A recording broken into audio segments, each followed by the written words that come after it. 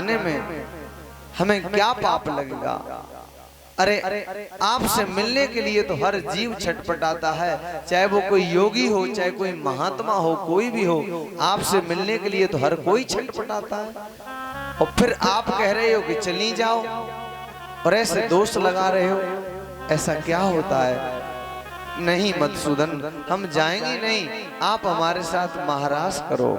भगवान ने कहा ठीक है गोपियाओं, तुमने अपने मन मुझे सौंप दिए हैं, तुमने अपने आप को मुझे समर्पित कर दिया है, इसलिए मैं तुम्हें त्यागूंगा नहीं।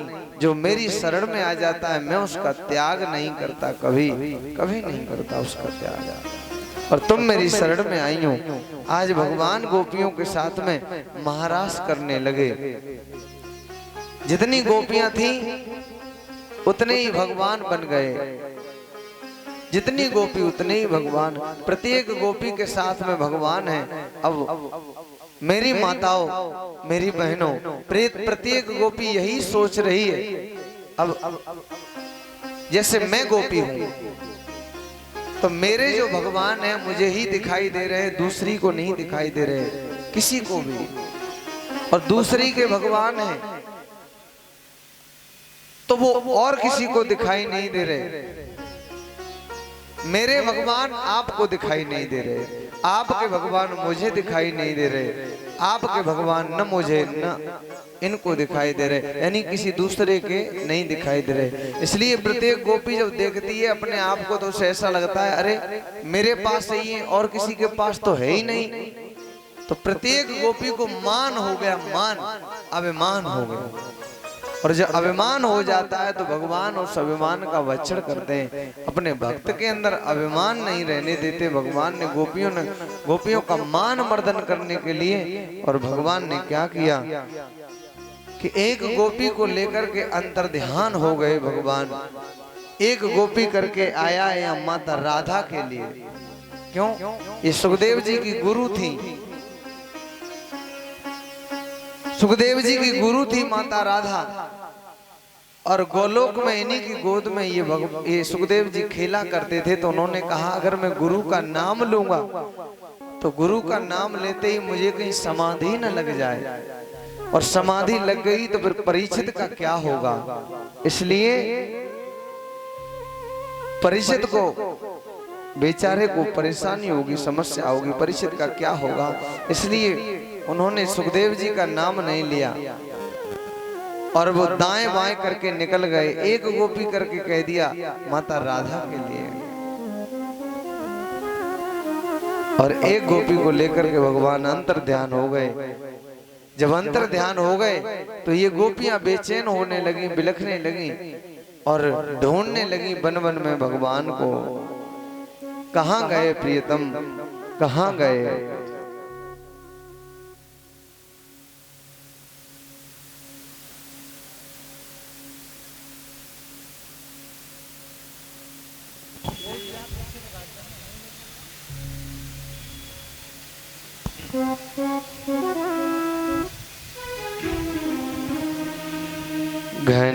घनश्याम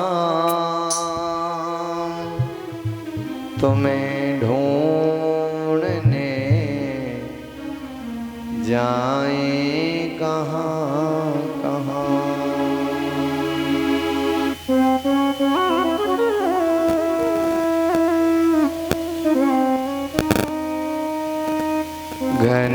घनश्याम तुम्हें ढूंढने जाएं कहाँ कहाँ। घनश्याम तुम्हें ढूंढने जाएं कहाँ कहाँ। घनश्याम तुम्हें ढूंढने जाएं कहाँ कहाँ। अपने बिरह की दास्ता सुनाए कहाँ कहाँ।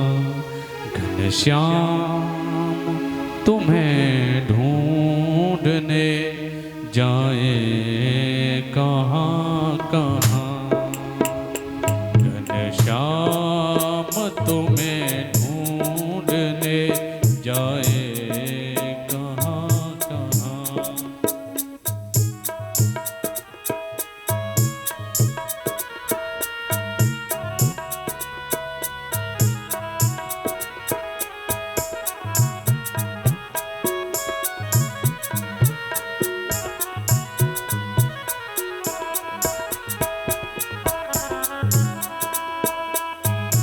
गाइए सभी गाइए, बड़ी दर्द भरी पुकार है गोपियों की। हम सभी उनके भक्त हैं।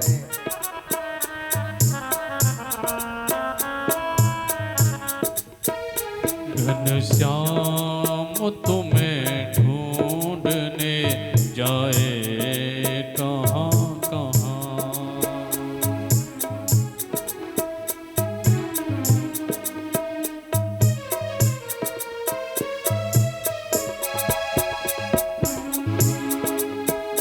तेरी नजर की जुल्फों में मुस्कान मधुर में,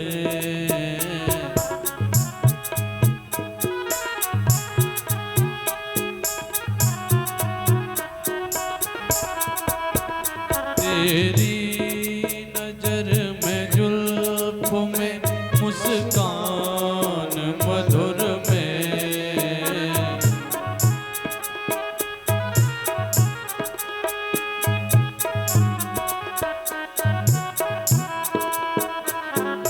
जाए सब में मन तो भूल जाए सब में मन तो जाए कहाँ कहाँ। घनश्याम तुम्हें ढूंढने जाए कहाँ कहाँ।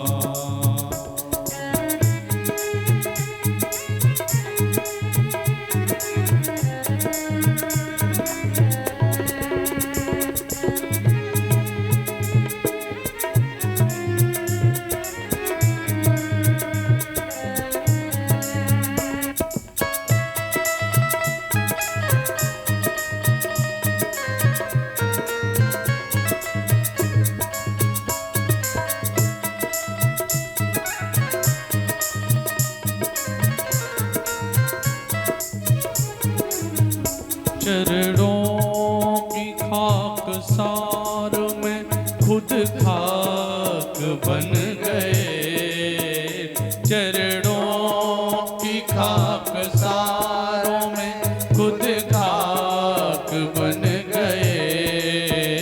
अब खाक पे हम खाक, अब खाक पे हम खाक कमाए कहाँ कहाँ।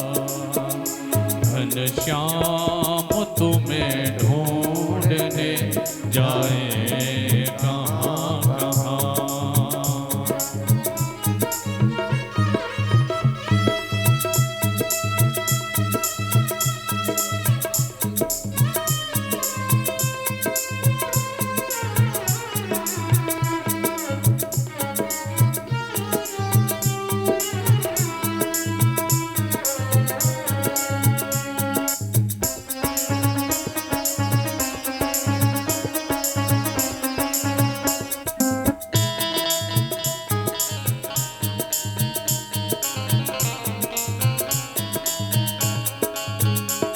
घनश्याम तुम्हें ढूंढने जाए कहाँ कहाँ।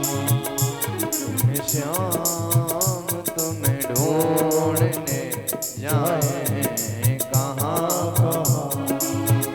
जिनकी तमीज देख कर खुद बन गए मरीज।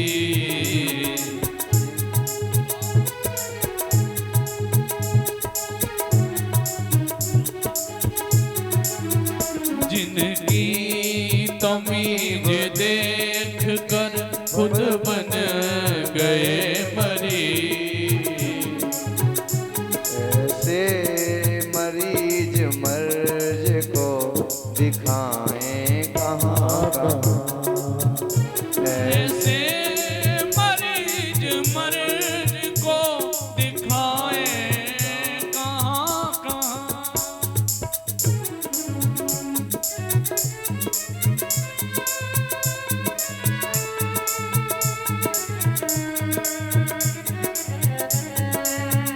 घनश्याम तुम्हें ढूंढने जाए कहाँ कहाँ।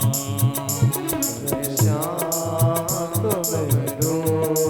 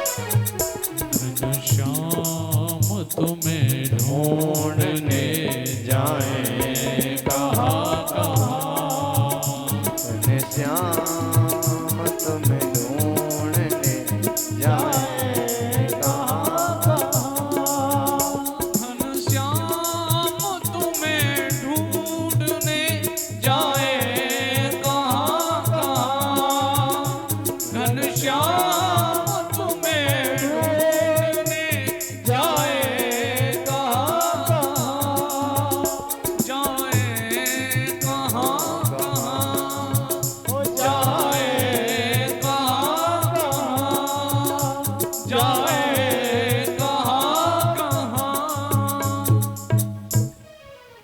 गोपियां गाने लगी, उच्च स्वर में पुकारने लगी प्रभु को। गायन्ति उच्चैर्मुवेव संहिता विचिक्युरुन्मत्त कवद वनाद वनम पप्रचुराकाश वदंतरम बहिर्भूतेषु संतम पुरुषम वनस्पति।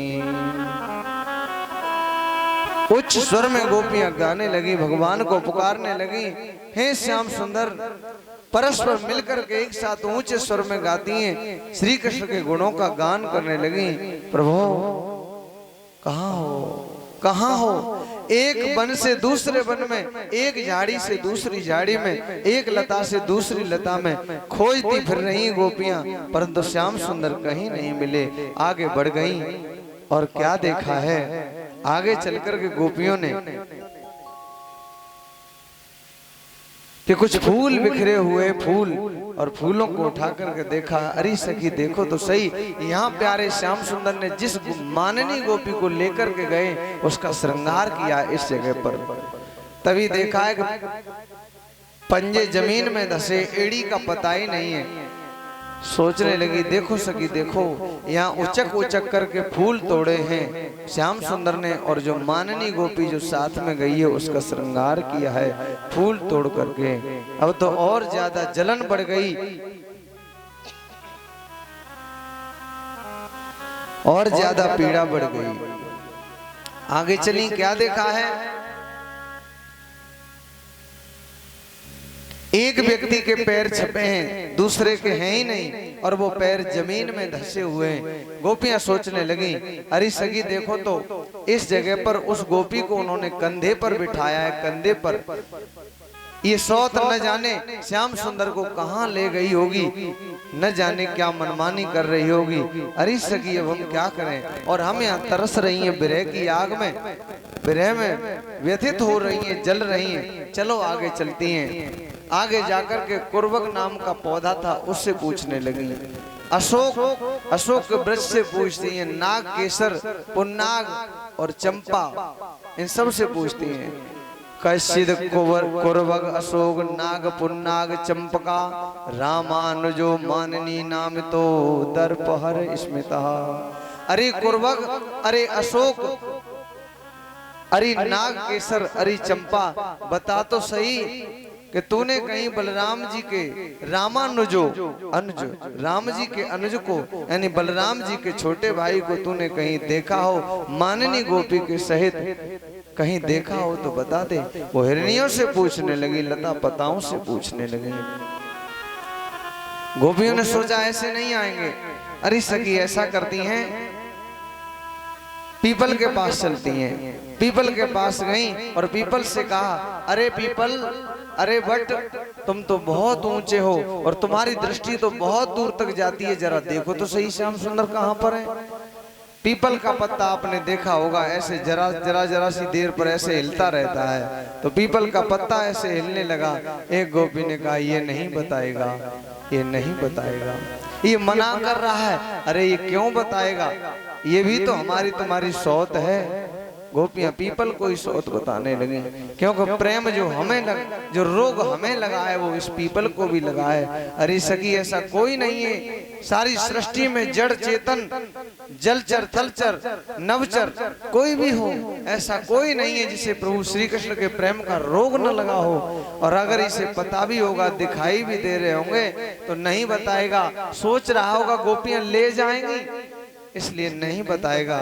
चलो आगे चलती हैं, अब क्या करें। आगे चली गोपियां, उन्होंने कहा चलो एक काम करती हैं, ऐसी लीला करती हैं जो ब्रज में भगवान ने जो लीलाएं की हैं, और लीलाएं करने लगी गोपियां ब्रज में जो भगवान ने की थी वो वन में। एक गोपी ऐसे चुनरी को फंसा लेती है अपनी बाजुओं में, और चुनरी फंसा करके कहती है, अरे दुष्ट सांप, मैं तुझे छोड़ूंगा नहीं, मैं कृष्ण हूँ और मैं तुझे यमुना के जल से निकाल के ही रहूंगा। चल यमुना के जल से बाहर चला जा, यमुना का जल विषैला हो गया है, तू कालिया नाग है, मैं कृष्ण हूँ। चल मैं तुझे छोड़ूंगा नहीं। मैंने देखो देखो मैंने नाग को नाथ लिया और ऐसे करके गोपी करने लगी। दूसरी गोपी ने अपनी चुनरी आकाश में उड़ा दी और आकाश में उड़ा करके कहने लगी, अरे देखो देखो मैं कृष्ण हूँ, मैंने गोवर्धन पर्वत को उठा लिया। एक गोपी के सीने पर बैठ गई और सीने पर बैठ करके कहती है, देखो मैं कृष्ण हूँ और मैंने पूतना का वध कर दिया, मैंने पूतना मार डाली। ऐसी लीलाएं करने लगी गोपियां, क्योंकि जब उल्टी सीधी करेंगी तो आएंगे आकर के बताएंगे ऐसे नहीं ऐसे करते हैं, तो पकड़ लेंगी। आज भी वृंदावन में मीरा आश्रम है, मीरा आश्रम। इसमें विधवा या जैसे जिनके बच्चों ने घर से निकाल दिया है, ऐसी बहुत सी माता हैं जो अनाथ हैं, वो इसी आश्रम में, मीरा आश्रम में ऐसे ही लीलाएं करती हैं। बड़ी सुंदर भाव से ऐसी गोपियां बन जाती हैं। हर समय वो महाराज सबके हाथ में मजीरा मिलेंगे, आपको मजीरा बजाती हैं, इतना सुंदर।